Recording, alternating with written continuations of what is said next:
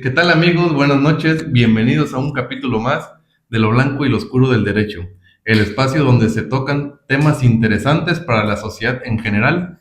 Y hoy tenemos el honor y el orgullo de contar con la presencia del magistrado Octavio Ramos Ramos, quien actualmente es magistrado en materia administrativa federal aquí en el estado de Veracruz y que también nos va a compartir un poco de su experiencia, de su expertise en la materia y por qué quiere ser candidato para una magistratura.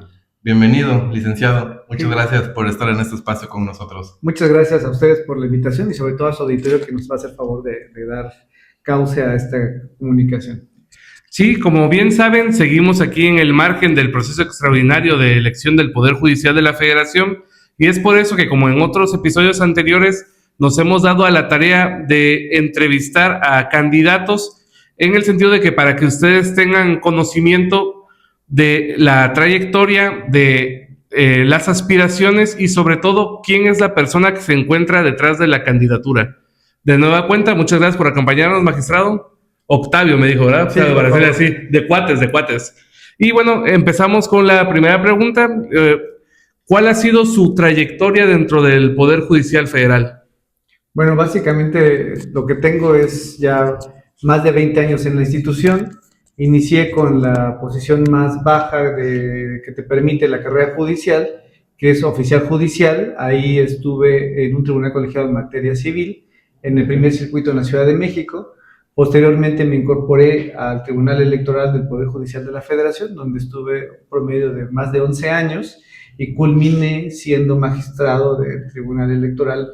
Ahí la propuesta era por una convocatoria de la Suprema Corte de Justicia de la Nación. Había un proceso de selección y después también comparecencia, y finalmente el Senado de la República es el que te designaba a través también de un proceso que realiza de comparecencias. Y estuve en la Sala Regional Jalapa, aquí en el estado de Veracruz, durante 3 años. Ok, excelente. Como quien dice aquí, contamos con experiencia desde abajo, como usted acaba de mencionar, ¿no? Entonces, conoce bien cómo son cada puesto, a qué se dedica para llegar a este puesto que es magistrado, ¿no? Y también para que la sociedad sepa que detrás de todo puesto, y en este caso para el proceso judicial, requerimos gente que tenga experiencia en la materia. Sí, siempre hemos considerado relevante esta trayectoria que vienen manejando los candidatos, sobre todo los que se encuentran en funciones, porque somos conscientes de que lo que va a ocurrir el 1 de junio es histórico.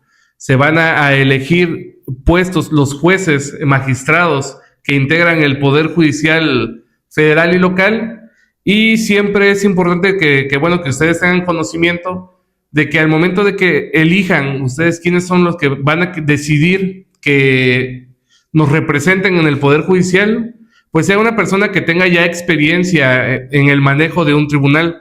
Retomando un poco el tema de su experiencia profesional, sí me gustaría ver si nos pudiese abundar un poquito más en, valga la redundancia, cuál ha sido su experiencia dentro de cada uno de los puestos, refiriéndome no solo a la cuestión meramente vamos a decir, del ejercicio de las funciones como tal, sino su sentir, obviamente para que también ellos vean la vocación en el servicio, que cómo se ha estado usted desempeñando. Sí, muy buen planteamiento. En la Sala Regional Jalapa estuve 3 años, con competencia en el sureste del país. Ahí es Veracruz, es Campeche, es Tabasco, es también Quintana Roo, Yucatán, no, falta Chiapas y Oaxaca. Es por región, ¿verdad? O sea, por De región hecho, sur. de hecho, exacto, Sí, la circunscripción ok. regional comprende esos 7 estados de Ok. la República, que la verdad sí comprende todo el sureste del país, pero sobre todo pueblos y comunidades indígenas, y dentro de esto también el proceso de participación política de las mujeres que me tocó antes de la reforma constitucional, y eso generó que tuviera 5 sentencias premiadas por la Asociación Mexicana de Impartidores de Justicia, que es la MIG. Y ahí Ok. los premios se reciben porque analizan sentencias que son protectoras de derechos humanos y que tienen una propuesta distinta o más amplia en la protección de sus derechos. Eso a mí me generó pues un sentido profundo de tratar de aportar lo más que se puede en cada asunto, y participé después para ser magistrado de tribunal colegiado en materia administrativa. pero antes de ser magistrado en materia administrativa tuve que pasar por un tribunal auxiliar, un tribunal colegiado, estuve en Coatzacoalcos 5 años. Y después de esos 5 años, ahí en esa parte se abrió un nuevo tribunal en Coatzacoalcos, donde estuve ya en uno que se conoce como tribunal de número, pero sigue conocido de materia mixta, es decir, de materia civil, penal, administrativa, laboral. Y el Consejo de la Judicatura, antes de que hubiera esta reforma constitucional, analizó que podía darme ya adscripción en un órgano especializado, y es que me mandan a Boca del Río, donde ya tengo 4 años en la función. Ok, o sea, actualmente sigue aquí en Boca del Río frente a Soriana, ¿no? Así es. A esos tribunales. Ahí estamos. ¿Y ha habido algún caso en particular a través de su trayectoria que lo haya marcado? Que haya dicho, me acuerdo siempre de este y me dejó una enseñanza y pongo como ejemplo para alguna cuestión en este caso. No sé si exista uno. Sí, yo diría, hay varios, ¿no? O sea, Sí, por ejemplo, de las sentencias... Me imagino, por toda la trayectoria que tiene debe tener varios, pero con uno que nos va a contar los dos estaría perfecto. Hay varios asuntos que son relevantes. Yo tengo en mente, por ejemplo, el de una persona gestante. La habían contratado por un contrato de prestación de servicios que se renovaba cada mes. Ya llevaba 10 años en esa condición, pero como era trabajadora del INE, entonces IFE Sí. estaba entendido que era posible que se realizara de esa manera, porque ahí quien conoce de los asuntos laborales es el Tribunal Electoral del Poder Judicial de la Federación. Entonces, ¿qué sucedió? En esta etapa de que se va de licencia de maternidad, se vence su contrato, y se acercan las autoridades y le dicen, oiga, pues le vamos a ayudar, pero no le podemos dar el mismo puesto, sino le vamos a dar uno inferior. Y le dan, firma el contrato para no perder la atención médica, y después pues sufre una circunstancia grave en su salud, ya no puede culminar el nacimiento de su bebé, y cuando regresa a la institución pues le dicen que ya tampoco hay contrato. Entonces demanda, y ahí el reto que tuvo ese asunto es que a partir de un criterio obligatorio que se llama jurisprudencia, ya no podía considerarse que un contrato diera lugar a una relación de trabajo, porque la jurisprudencia se generó porque el IFE cuando nace no era un órgano permanente, entonces contrataban a gente de manera temporal, y por eso se estableció que no podía constituir una relación de trabajo porque eran contratos por tiempo. Pero aquí estamos en una situación distinta, eran ya 10 años en la misma función, y además ya tenía derecho a seguridad social porque el ISSSTE le estaba prestando el servicio. Pero al existir la jurisprudencia, no, un juez o una jueza no puede dejar de atenderla. Entonces era el reto que tenía ese asunto. ¿Qué hicimos? Identificamos que ese criterio correspondía a un momento distinto, cuando el IFE, hoy INE, era temporal. Nosotros razonamos, hoy es permanente. O sea, ya el INE es permanente. Entonces dijimos, ese criterio no lo puedes trasladar, aunque sea obligatorio, no podemos considerarlo que sea aplicable exactamente al caso. Razonamos que cuando existe una persona en licencia médica, y sobre todo por tema relativo a la biología exclusiva de las mujeres, que es para el nacimiento de su hijo, tiene una protección especial. De por sí una licencia implica que no te puedan reducir tus prestaciones económicas ni laborales bajo ninguna condición, pero tratándose de una licencia de maternidad, la protección todavía es mucho más amplia, porque es un proceso biológico exclusivo de las mujeres. Pero tenemos que razonar y construir cómo opera la licencia de maternidad en la mayor parte del mundo, para efecto de justificar que en ninguna parte se reducen los derechos, sino que puedes ampliarlos, pero no limitarlos. Claro. Y además entender que era necesario verlo desde una perspectiva de género, porque es una situación exclusiva de género, de nacimiento, que tiene que ver con el proceso reproductivo de las mujeres. Entonces, incorporamos esos elementos y razonamos que la jurisprudencia también de otros órganos había establecido que cuando ya existe una jornada, un superior jerárquico, y existe una obligación definida, entonces hay una relación de trabajo. Y dibujamos todo esto para poder establecer que la jurisprudencia, que es obligatoria o que fue obligatoria, no era aplicable exactamente a las circunstancias de ese caso, y por eso es que esa sentencia fue premiada por la Asociación Mexicana de Impartidores de Justicia, porque ya de entrada había una imposibilidad, que era una jurisprudencia obligatoria. Lo que establecimos es que era formalista, que no operaba cronológicamente con la realidad social, y que tampoco esa jurisprudencia atendía a una circunstancia de una licencia médica, y menos a una perspectiva de género por la naturaleza reproductiva y biológica de las mujeres. Entonces, bueno, lo reflejamos en la sentencia, y generó que finalmente se considerara como una protección especial de derechos humanos. Ese es uno de tantos asuntos, porque he tenido la fortuna que en los órganos en los que he estado siempre ha habido una posibilidad sí, de hacer algo. Sí. ¿Cómo dice? Áreas de oportunidad, ¿no? De las cuales mejorar, ver y pues el derecho tiene que ir cambiando, ¿no? Como la sociedad va cambiando, entonces creo que esas áreas de oportunidades pueden ser bien atendidas y como lo mencionamos aquí con el licenciado, vaya, hay que filosofar también, ¿no? Hay que ver de dónde sacamos de estudiar para emitir buenas sentencias. ¿Algo que comentar? Sí, sí, fíjese que, bueno, permítame celebrarlo. La verdad es que eso es lo que se ve en una verdadera vocación de servicio, no limitarse exclusivamente a atender asuntos con una visión meramente lineal, sino hacer un verdadero estudio transversal de los derechos humanos.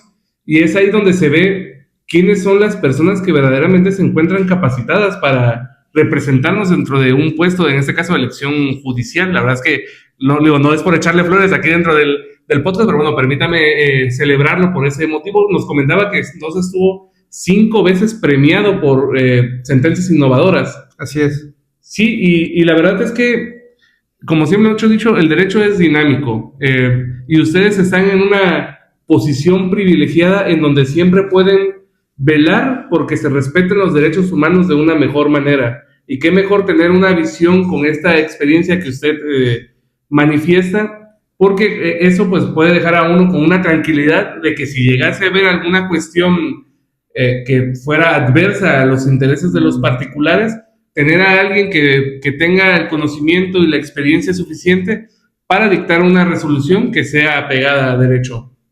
Y bueno, ya obviamente le agradezco esta parte de los asuntos relevantes. Y en el mismo sentido, y siguiendo con la cuestión de la experiencia profesional, me queda claro que ha tenido usted la oportunidad de conocer cuáles son las áreas de mejora que existen dentro del propio sistema judicial, ya hablándolo como meramente procedimental. Y quisiera igual si pudiera externarnos alguna área en específico que considere usted que todavía se pudiese mejorar ahorita en el sentido de las elecciones. Y es que no me gusta hablarlo como propuesta, lo hemos dicho en varios episodios. La Ley General de Instituciones y Procedimientos Electorales menciona que ustedes, candidatos, pueden dar propuestas, pero siempre hemos sido muy críticos en que materialmente no se pueden dar propuestas como tal porque casi todas están limitadas a la decisión de un poder externo, por ejemplo, cuando son meramente patrimoniales por la cuestión legislativa, pero yo sí entiendo que existen áreas de mejoras que de por sí se pueden implementar dentro del Poder Judicial. ¿Tendría usted alguna referencia en específico en lo de sus años de experiencia? Bueno, tengo así en mente dos. Una que ya operé de manera directa desde hace 12 años que fui designado magistrado federal, es declinar el uso de la telefonía celular que te pague la institución. Es decir, mi teléfono es un teléfono que pago con mis recursos como cualquier otra persona, pero por la prestación de la función que normalmente tengo asignada, que es la de magistrado, tienes derecho a que te paguen un servicio de telefonía. Okay. Y eso genera que cada mes se pague, investigue un poco y son aproximadamente 500 pesos.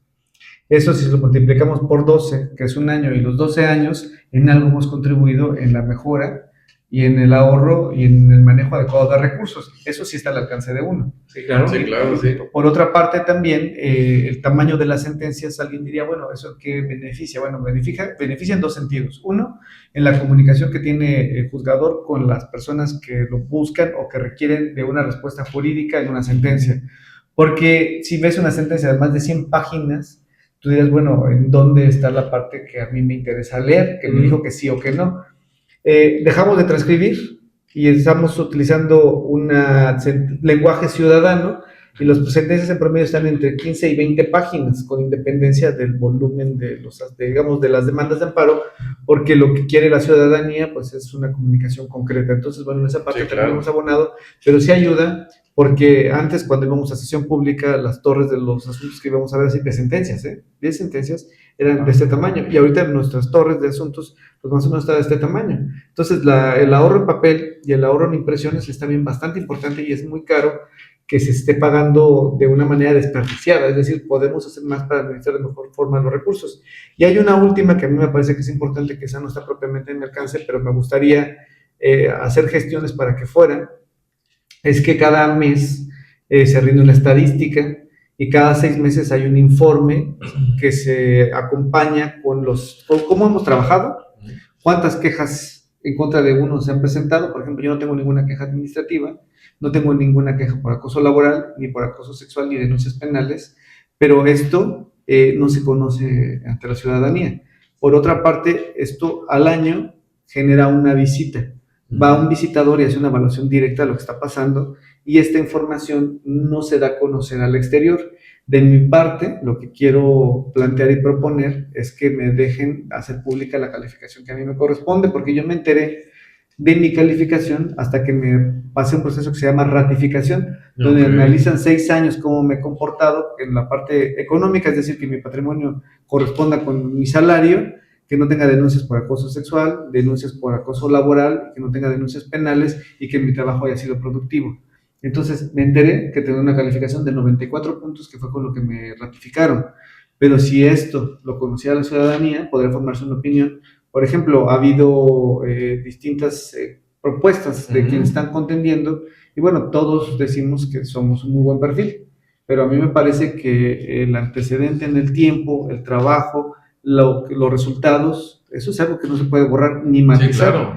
En mi caso, por ejemplo, tengo una producción de más de 40 criterios de tesis aisladas y de jurisprudencias que han sido también sometidas al conocimiento de la Suprema Corte de Justicia de la Nación, donde se muestra cuál es la visión del juzgador: protección para grupos vulnerables, niños, mujeres, derecho del agua, medio ambiente, justicia agraria, también que no exista abusos de autoridad de manera arbitraria, sino que estén sujetos a estándares que puedan permitir, pues, que sea razonable la intervención.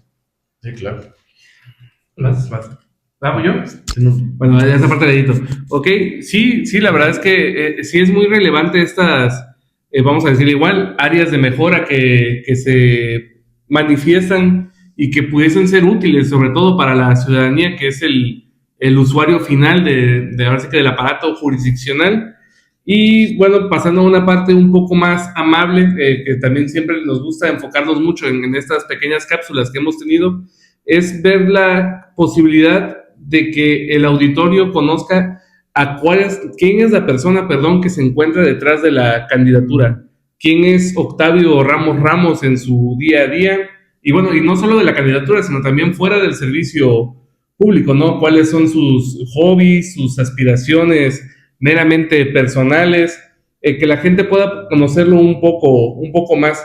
¿Por qué hacemos esto? La verdad, antes de darle el uso de la voz, la verdad es que nosotros consideramos de manera particular que gran motivo de la cuestión, o lo que, mejor dicho, condujo a la reforma judicial, fue que la ciudadanía de repente se sintió alejada de los titulares de los órganos jurisdiccionales, y no porque ustedes hubiesen cerrado puertas o algo.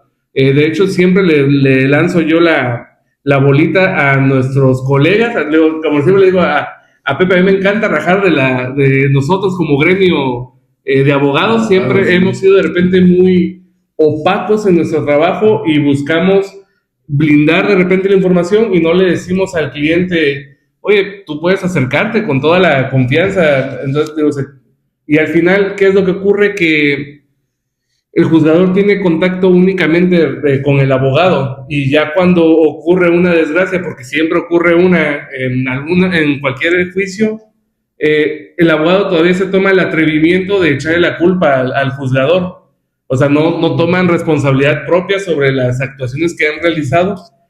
Y entonces, por eso es que queremos romper esa barrera y que la ciudadanía vuelva a conocer a quiénes son las personas que se encuentran detrás de los puestos. Entonces, si retomando la pregunta, si pudiese hablarnos un poco más de usted como persona, la verdad es que se lo agradeceríamos mucho. Gracias. Pues Octavio Ramos es una persona común y corriente.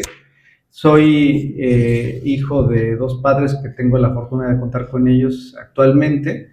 ¿Qué tiene de relevancia eso? Bueno, pues que mi madre, mis abuelos maternos, mis primos y mis tíos y mi familia son de un ejido que se llama La Gloria, Veracruz, en Papantla.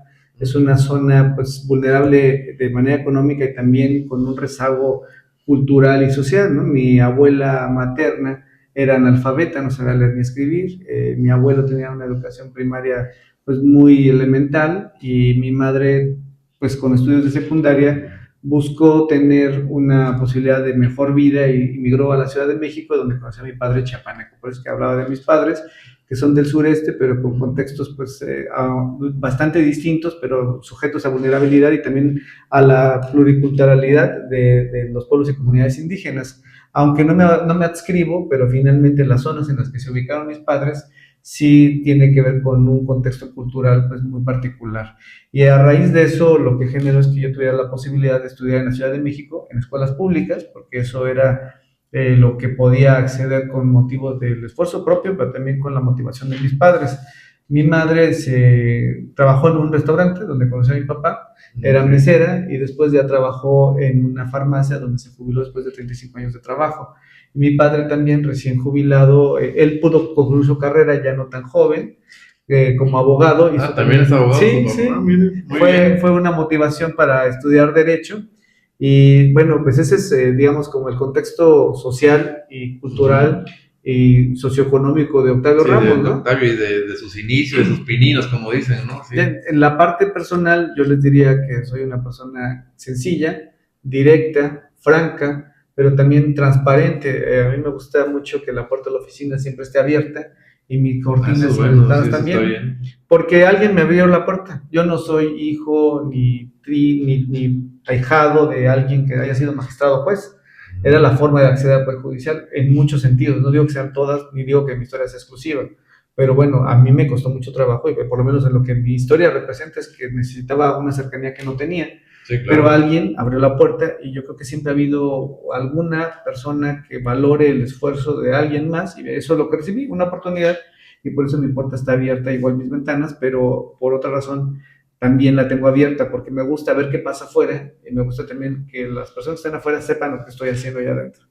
Y bueno, en ese sentido quiero reflejar que soy transparente, tengo una familia, tengo un matrimonio ya de más de 24 años, tengo 2 hijos, tengo un joven ya de 23, tengo una niña de 18.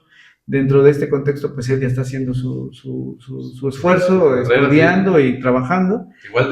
Igual derecho, aunque él decidió irse a estudiar a la Ciudad de México, a una escuela que está enfocada más en el aspecto económico y tiene un perfil pues, bastante interesante desde mi perspectiva. Pero bueno, para no perder el hilo de la conversación, mis hobbies son principalmente dedicarme un tiempo que sería en el ejercicio. Me gusta tener ese espacio, me gusta dedicarme un poco de tiempo, lo hago por la salud. En algún momento salí de los estudios altos en triglicéridos, en colesterol. Pues ya cuando uno empieza, no, pues ya tengo que bajarle a mi ritmo, ya tengo que hacer ejercicio, sí pasa. Y eso generó que me diera cuenta que si nosotros a veces no podemos, por muchas razones, dedicarnos el espacio de tiempo que requerimos, ya sea para descansar, para estudiar o para cuidarnos de alguna manera, nadie lo va a hacer.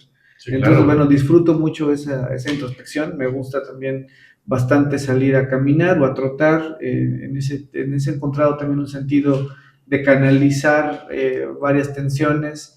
Y disfruto mucho ese momento tengo algún perrito, tengo dos, pero hay una que le gusta correr mucho que se llama Lua, que la tengo aquí una perrita. Está bien bonita. Sí, es un pastor belga que es tiene mucha energía y hay que sacarla a caminar, y entonces eso me gusta compartirlo con ella.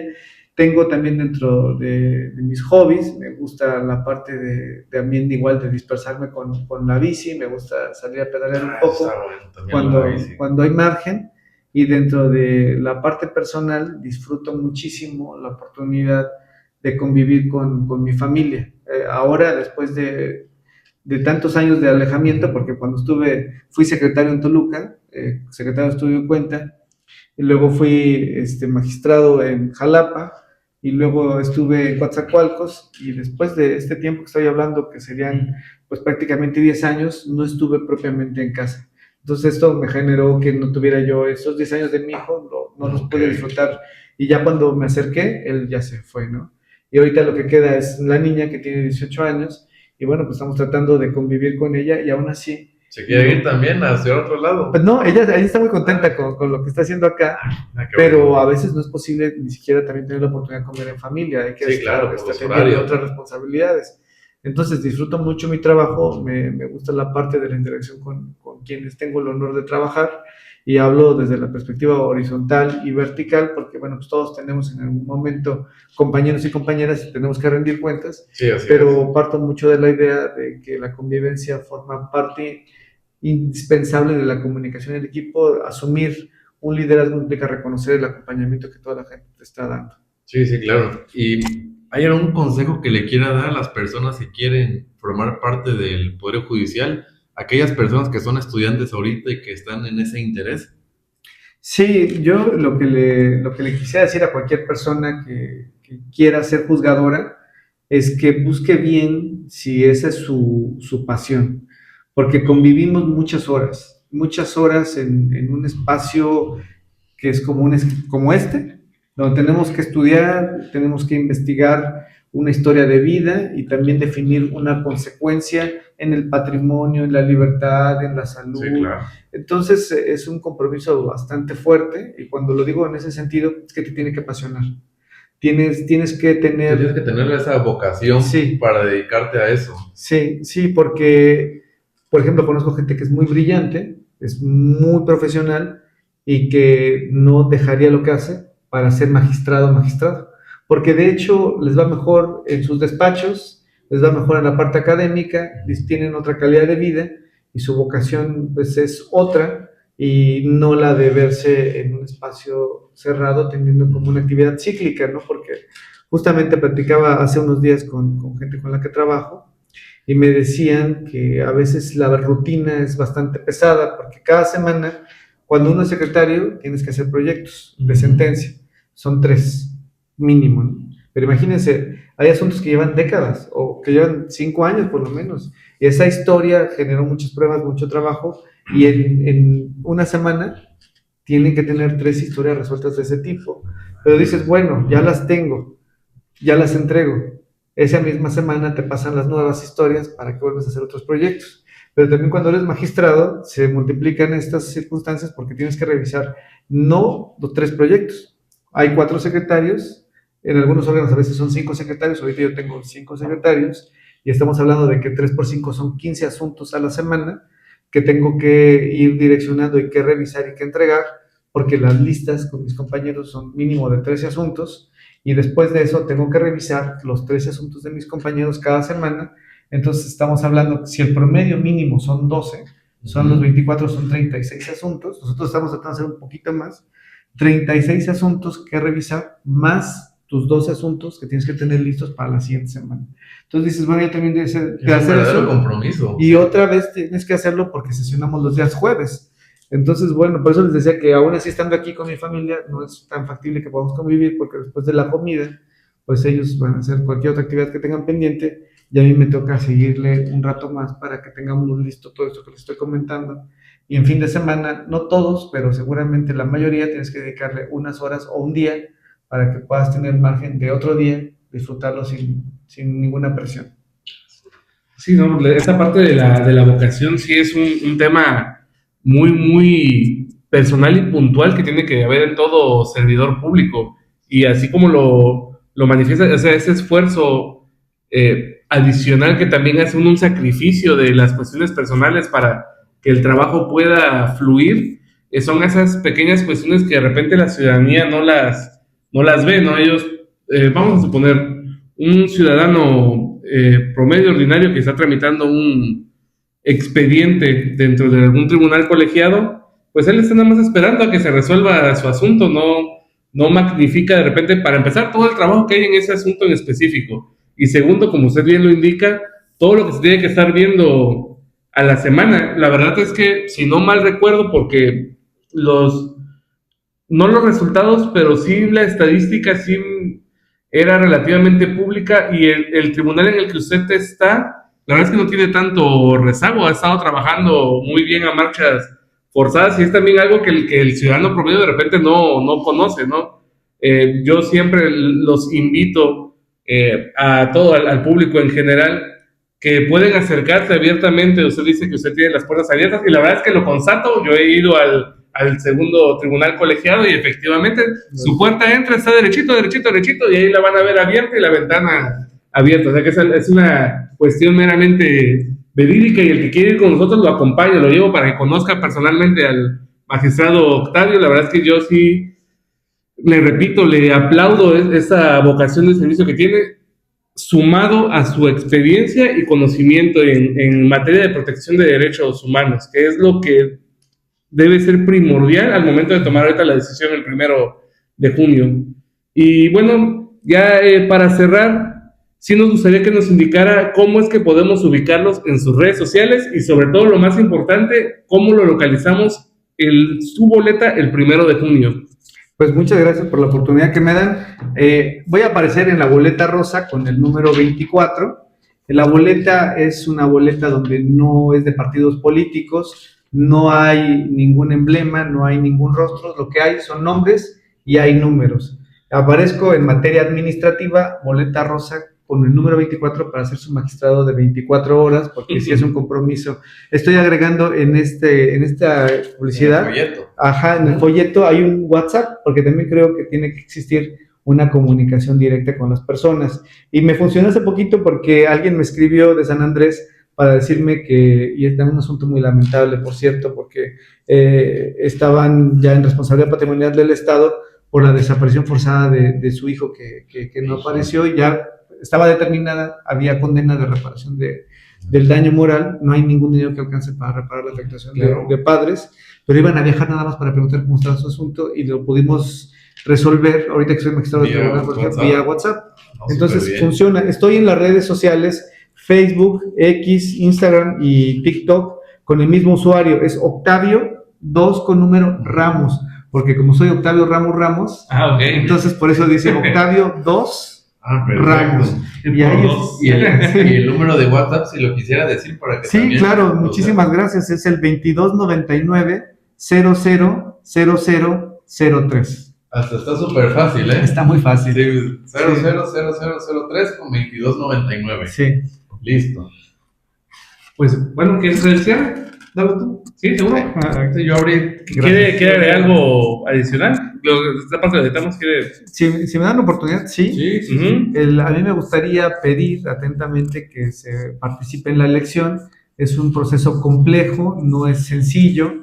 Tener 10 boletas y definir el rumbo de la Suprema Corte de Justicia de la Nación, del Tribunal de Disciplina, del Tribunal Electoral, de las salas regionales, de los magistrados federales, como es mi caso en la boleta rosa con el número 24, y de los jueces de distrito, más que aquí en Veracruz va a haber elecciones también de los jueces y magistrados del Estado, de un nuevo Tribunal de Disciplina y de materia de trabajo. Entonces, bueno, ya estamos hablando que son otras 4 boletas, ya van 10, más la del proceso electoral de las alcaldías o de la decisión para formar las presidencias municipales, pues va a ser una elección bastante compleja, pero va a ser bien importante porque por primera ocasión en la historia del país, todos los jueces y todos los magistrados y las personas juzgadoras tendrán que ser designadas por voto.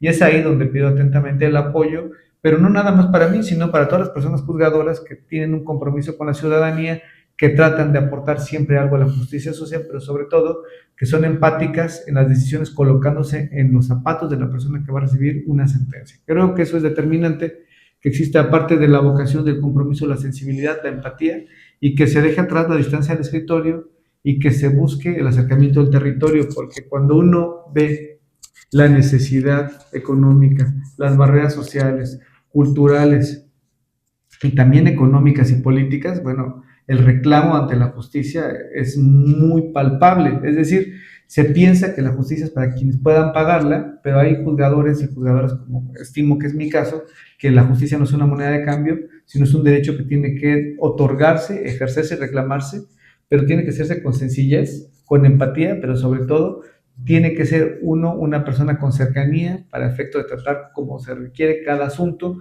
con la sensibilidad y con la proyección que requiera proteger de la manera más amplia los derechos de cualquier persona que pida justicia.